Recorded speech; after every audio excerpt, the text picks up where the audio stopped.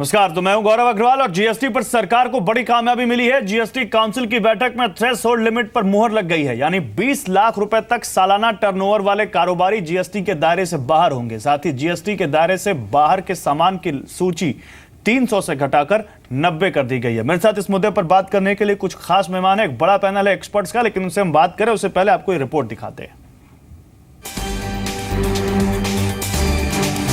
GST को 1 अप्रैल 2017 से लागू करने की दिशा में सरकार एक कदम और आगे बढ़ी है। जीएसटी काउंसिल की पहली बैठक में ही जीएसटी के थ्रेशोल्ड लिमिट पर मुहर लग गई। 20 लाख रुपए तक के सालाना टर्नओवर वाले कारोबारी जीएसटी के दायरे से बाहर होंगे, यानी 20 लाख रुपए तक के टर्नओवर वाले कारोबारियों को जीएसटी के लिए रजिस्ट्रेशन नहीं कराना होगा। नॉर्थ ईस्ट राज्यों के लिए थ्रेशोल्ड लिमिट 10 लाख रुपए तय की गई है। कई राज्य थ्रेशोल्ड लिमिट 10 लाख रुपए करने की मांग कर रहे थे। As far as the exemption threshold is concerned,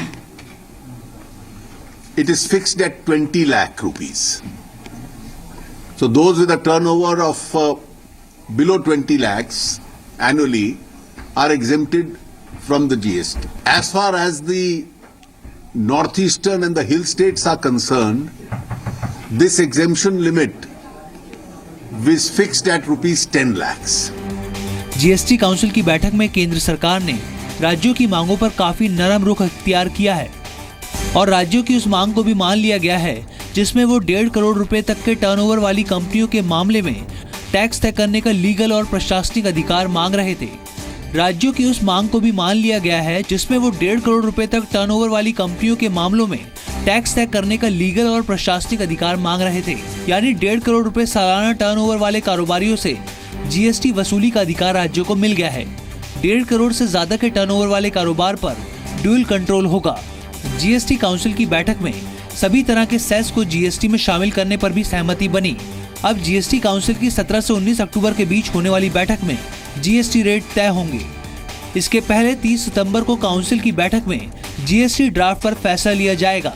Issue of the rates and the slabs. The officers would be completing their exercise in the meanwhile, and for that purpose we'll be meeting on the 17th, 18th and 19th of October. केंद्र सरकार ने आजादी के बाद के सबसे बड़े tax reform GST को 1 अप्रैल 2017 से लागू करने की घोषणा की है। जीएसटी काउंसिल की अपनी पहली बैठक में लिए गए फैसलों से उम्मीद बंधी है कि सरकार तय समय पर जीएसटी को लागू कर सकती है। आलोक प्रियदर्शी, जी मीडिया, दिल्ली। तो मेरे साथ इस मुद्दे पर बात करने के लिए कुछ खास मेहमान हैं। मेरे साथ प्रवीण खंडेलवाल हैं, सेक्रेटरी जनरल सीएआईटी, अभिषेक रस्तोगी हैं, टैक्स एक्सपर्ट, मेरे साथ रजनीश गोयनका हैं, चेयरमैन एमएसएमई डेवलपमेंट फोरम, मेरे साथ हर्षवर्धन नेवतिया साहब हो गए, प्रेसिडेंट है आप फिक्की के, और Sanjeev Sancheti, chief strategy officer Shri infra के भी मेरे साथ थोड़ी देर में फोन लाइन पर जुड़ेंगे। आप सभी लोगों का स्वागत है। और प्रवीण खंडेलवाल साहब, सबसे पहला रिएक्शन आपसे। 20 लाख रुपए थ्रेशोल्ड लिमिट की तय की गई है जीएसटी के दायरे से बाहर रहने वाले व्यापारियों की, आपको लगता है ये सफिशिएंट है? क्या कहना है आपका?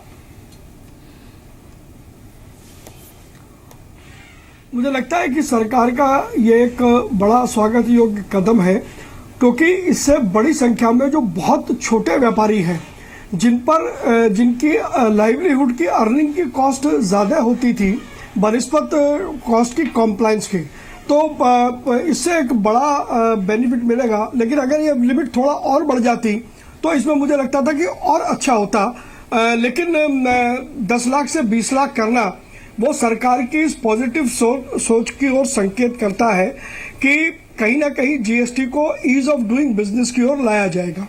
ठीक है, आपको लगता है कि ईज ऑफ डूइंग बिजनेस की ओर लाया जाएगा और आप इसको सही मानते हैं। अभिषेक, आपके पास आऊंगा। अभिषेक, क्योंकि आप टैक्स एक्सपर्ट हैं, आपको लगता है कि 20 लाख रुपए एक अच्छी और रेशनल लिमिट है और इससे वाकई जो एग्जैक्टली जो जिनको चाहिए इसका फायदा उन तक पहुंच पाएगा? देखिए, बहुत इंपॉर्टेंट डिसीजन ये लिया गया है और सबसे बड़ी बात यह है कि हमें इस डिसीजन को रिस्पेक्ट करना चाहिए, पहली बात। दूसरी बात, अगर 20 लाख को एनालाइज करा जाए तो 20 लाख का मतलब होता है कि 5 से 6 हजार रुपए प्रतिदिन। अगर 5 से 6 हजार रुपए प्रतिदिन का किसी का टर्नओवर होता है तो उसको यह बेनिफिट मिलेगा। जैसे ही टर्नओवर 6,000 रुपए से ऊपर बढ़ जाता है जीएसटी के रिजीम में आ जाएगा। ठीक बात। अब देखने वाली बात यह है कि 5 से 6,000 रुपए के बीच में कौन कौन से लोग आ सकते हैं। जो आज गवर्नमेंट की इतनी रेट्स पड़ रही हैं, किसी वेंडर पर पड़ रही है, डोसे वाले पर पड़ रही है, पान वाले पर पड़ रही है, 5,000 रुपए का टर्नओवर देखा जाए तो कुछ भी नहीं है आज की डेट में। लेकिन तो अगर पार्किंग लॉट वाले हैं, तो पान वाले हैं, डोसे वाले हैं, टर्नओवर 5-6 हजार से कहीं ज्यादा होगा दिन भर में, तो उन पर तो उनको तो कंप्लायंस में बिल्कुल बिल्कुल वही मेरा पॉइंट है।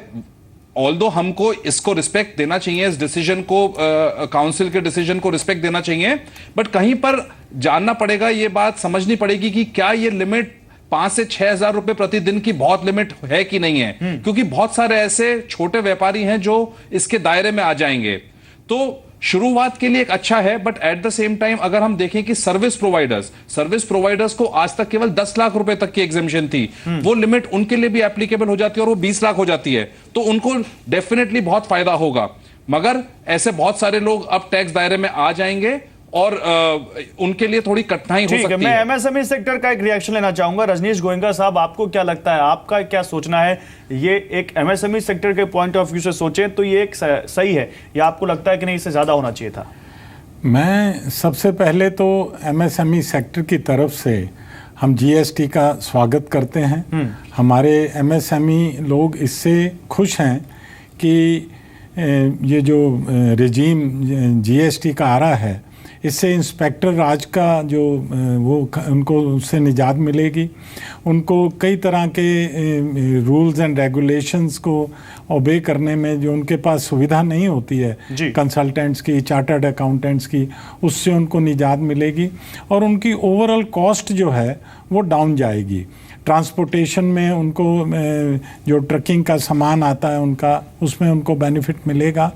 और सबसे बड़ी चीज़ ये है कि ये जो हमारा एमएसएमई सेक्टर है वो किसी प्रकार के टैक्स इवेजन का इच्छुक कभी नहीं रहा है, पर ये जो रिजीम जो सिस्टम्स थे वो उनको कहीं ना कहीं कुछ दिक्कतें गड़बड़ करने में मजबूर करते थे। मेरे ख्याल से 20 लाख की जो लिमिट सरकार ने की है और जो हमारी मांगों को मानते हुए, जैसे प्रवीण जी ने कहा कि 10 लाख से 20 लाख की इन्होंने जो लिमिट की है वो स्वागत योग्य है और कोई उससे 20 से 25 होने से कोई लंबा चौड़ा फर्क नहीं पड़ेगा।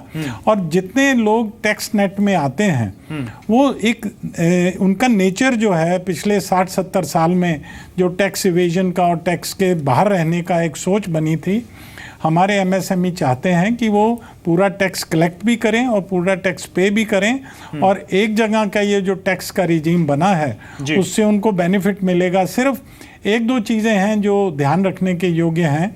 एक तो ये सारा ई गवर्नेंस से कंट्रोल होगा, तो हमारे जो छोटे छोटे लोग गांव में हैं, छोटे शहरों में हैं, जिनके पास आईटी की और इसकी नॉलेज और सुविधा कम है, ऑटोमेशन नहीं है, उनको अपग्रेड होने के लिए कुछ समय देना पड़ेगा। उनको अपग्रेड होने के लिए देना चाहेंगे जीएसटीएन को जो इसका नेटवर्क तैयार कर रहा है कि उनको कैसे रूरल एरिया को कैसे इनेबल करें, उसके लिए कोई सलाह देना चाहेंगे आप? हाँ, हम चाहेंगे कि जिस तरह से गवर्नमेंट की कई स्कीम्स हैं, स्किल डेवलपमेंट में हैं और हैं, हमारी जैसी कई संस्थाएं हैं, जैसे एमएसएमई डेवलपमेंट फोरम है, हमारा कन्फेडरेशन ऑफ ट्रेडर्स का है, प्रवीण जी हैं, तो हम सब लोग मिल के हम इसके लिए काम करने के लिए हमने सरकार से भी कहा है कि हम सहयोग करेंगे। हम इसके लिए एजुकेशन प्रोग्राम्स और अवेयरनेस और इनको आगे किस तरह से इम्प्लीमेंटेशन में वो सहयोगी बने, हमारी जैसी संस्थाएं इसके लिए सरकार के साथ मिलके काम करेंगी और इसको इम्प्लीमेंटेशन में किस तरह से हम सहयोगी बन सकें उसके लिए काम करेंगे। मेरे साथ हर्षवर्धन नेवतिया भी हैं। मिस्टर नेवतिया, जीएसटी काउंसिल ने कई अहम मुद्दों पर फैसला लिया है सर, और अभी कई मुद्दों पर फैसला लेना है। आपके हिसाब से सर, मैं थ्रेशोल्ड लिमिट से ज्यादा आपसे रेट पे सवाल पूछना चाहूंगा। आपके हिसाब से जो 17, 18, 19 को आरएनआर पर मीटिंग होनी है, तो क्या होना चाहिए सर आरएनआर आपके हिसाब से, या बेस रेट देखें तो क्या होना चाहिए? It is more or less in lines as the FICCI had recommended 25 lakhs, so it's okay. I think 20 lakhs is a good number to start with.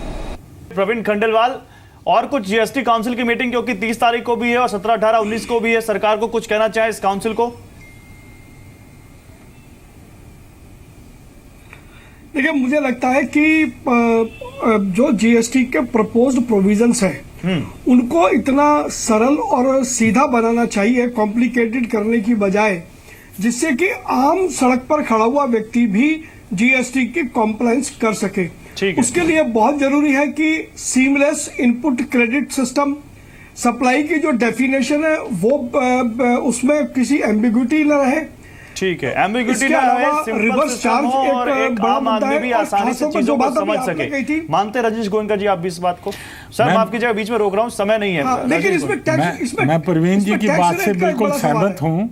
हमारे जो एमएसएमई सेक्टर है, स्मॉल स्केल सेक्टर है और छोटे छोटे व्यापारी हैं, जैसा मैंने पहले कहा, वो सरकार के साथ इस कदम का स्वागत भी करते हैं और मिलके आगे बढ़ना चाहते हैं। वो नहीं चाहते कि किसी तरह की कोई इसमें चोरी और उसमें कोई स्कोप रहे, पर उसके लिए सरकार को भी चाहिए कि उस सिंप्लिसिटी, इसकी ईज ऑफ डूइंग जैसे बिजनेस की बात है, समझ में आए।